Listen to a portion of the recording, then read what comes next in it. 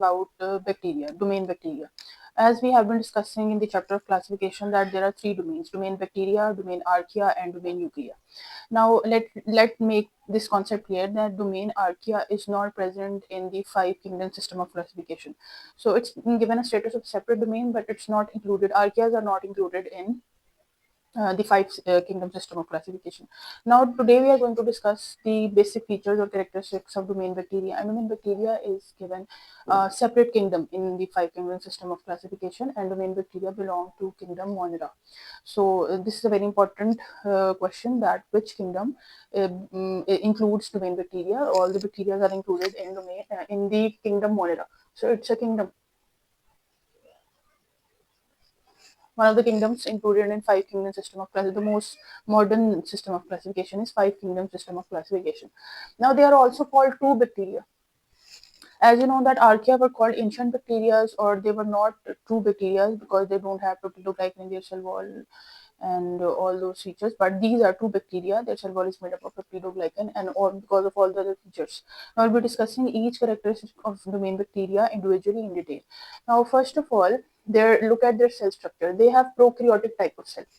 So domain bacteria or the organisms of kingdom Monera, they contain prokaryotic type of cell. All the bacteria have a prokaryotic type of cell. What is a prokaryotic type of cell? The cell having no nuclear membrane and no membrane bound organelle, and there is a single cell chromosome that is present in the nucleoid region. So it's a dense region in the center, but there is no nuclear membrane and there is no membrane bound organelle. No true nucleus, no membrane bound. This type of cells are called prokaryotic cells, and bacteria are made up of this type of cells.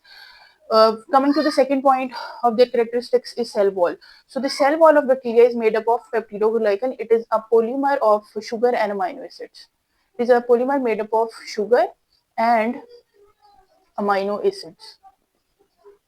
We'll be discussing the structure of peptidoglycan in detail when we'll cover the topic of cell wall of bacteria in the upcoming videos. Now, if you look at the genetic material of bacteria, bacteria have a single circular chromosome, DNA, single circular DNA that is present in their nucleoid region. What is the nucleoid region? It is the dense region present almost in the center of the cell, but it is not properly nucleus or nuclear envelope is not present. So there is a circular DNA, single circular DNA present in the nuclear region.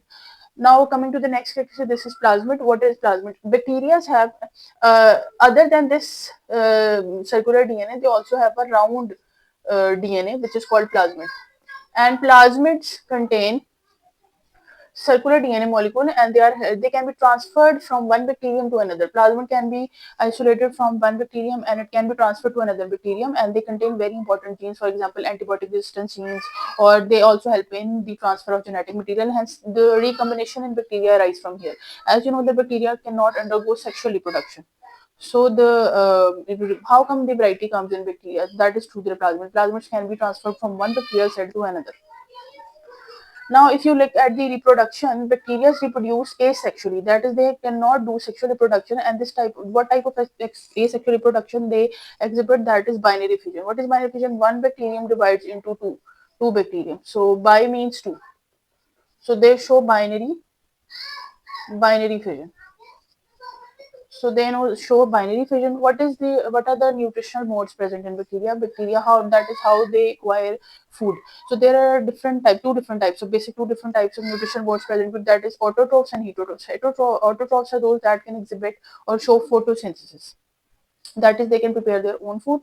And the other is heterotrophs. What are heterotrophs? Bacteria has a very big class of decomposers. If you know that all the organisms that decompose after their death, or whatever organic matter is present, decomposed by bacteria, primarily by bacteria and fungi. So bacteria make a very big class of decomposers, hence they are also autotrophs and they are usually decomposers. Now coming to the next feature is flagella. So for the locomotion of bacteria, some bacteria have flagella. What is flagella? It is a thread-like structure, longer than villi, and it has this whip-like movement, like the boat, the whip of a boat. So it makes the bacteria swim in liquid environments by its whipping action. So they are made up of protein flagellin. Now the other type of structures we can see in bacteria are villi and fimbriae. Not all bacteria have villi or fimbriae. Some have. Pili and fibrae. What are pili? They are small appendages as compared to flagella. Pili can be like, they are very small hair-like structures, and they help in the attachment of bacteria. For example, this is the surface, so bacteria can attach to this surface with the help of pili. And they also help in the transfer of genetic material. For example, one bacterium makes a pili connection with the other bacterium, and the genetic material can be transferred. So they also help in the transfer of genetic material. What are the different types of respiration that bacteria show? They can be obligate aerobes. Obligate aerobes are that they must require oxygen for their survival. Obligate means necessary. So if they don't have oxygen, they will die. Obligate anaerobes, that is, um, they must not have oxygen. So if they have a little, even a little amount of oxygen, they will die. So these are obligate anaerobes. What are facultative anaerobes? They can survive in the presence of oxygen or in the absence of oxygen also. So they can survive in the presence of oxygen as well as in the absence of oxygen. What are microaerophils? Microaerophils are those type of bacteria which require a certain concentration of oxygen, and beyond that, oxygen can be toxic for them, and they can survive in 2 to 10% concentration of oxygen. Beyond that, oxygen is toxic for them and they can die. What are aerotolerant anaerobes? Aerotolerant anaerobes are, that is, they use oxygen for their energy production, but they can live without oxygen. Like we use oxygen for our metabolism, for burning of our food. So they aerotolerant anaerobes also use oxygen for their energy production, but they can survive without oxygen. Like we use oxygen for our burning purpose, but we cannot survive without oxygen, but they can. What is pathogenicity? Pathogenicity is the ability to cause diseases in other organisms. And bacteria, not all bacteria, but a wide range of bacteria are pathogenic in nature. That is, they have the ability to produce diseases in humans, plants, and animals. So they can cause diseases in human, plants, and animals. What is symbiosis? Symbiosis is a relationship between two organisms. So bacteria can live in a relation or in combination with the other organisms. First of all, they show mutualism. What is mutualism? That is, they get benefit from their host, and in return they also give benefit to both the partners are benefited. For example, the bacteria living in our gut, they're making vitamin K for us, and they're getting the nutrition, the place to live, shelter, and all that. So it's kind of mutualistic relationship, the gut microbiota we have. And then there is a relationship commensalism. What is commensalism? One partner is unaffected, nor it is getting benefit, nor it is getting any type of harm, and the other partner gets benefit. So this type of relationship, the bacteria can also live in the commensalism relationship. What is morphology? That is, what different types of shapes are bacteria present. So bacteria can be cocci, that is round shape. They can be spiral shaped. This is spiral shaped. They can be bacillus, which is rod shaped. They can be vibrios, which is comma shaped. So there are different types of shapes in which bacteria can be seen. What are the arrangements of these different shapes? They can be present as single cell, or they can be present in pairs, diplococcus.